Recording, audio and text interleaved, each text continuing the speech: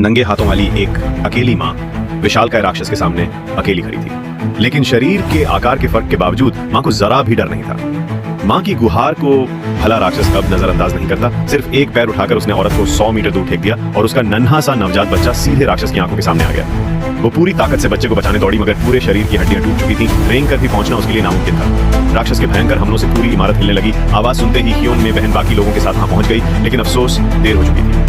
दोनों बच्चे बहन को देखकर ऐसे झपटे जैसे किसी तिनके से उम्मीद बांधती हो, लेकिन जैसे ही वो उठने लगे राक्षस को खतरे का आभास हो गया और बच्चों की जान खतरे में पड़ गई। इसी नाजुक पल में मरी हुई समझी जाने वाली माँ अचानक एक अजीब सी विकृत मुद्रा में कूदकर सीधे राक्षस के सिर पर जा पहुंची।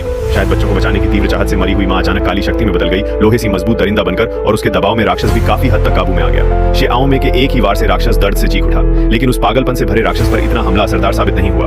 बगल में खड़ी ईशु ने तलवार से जोरदार वार किया। दर्द से तड़पते राक्षस ने औरत को जमीन पर पटक दिया और अब वो सब पर पलटवार करने ही वाला था, मगर उसे ये पता नहीं था कि उसका गुस्सा ठीक ठीक ईशु के जाल में फंसने जैसा था। उसने सबको पहले पीछे हटने का इशारा किया और खुद राक्षस का सामना करने के लिए तैयार हो गई। धीरे धीरे उसने अपने कान से हेडफोन उतारे और तुरंत ही व्यंग्यात्मक लड़ाई मोड में चली गई।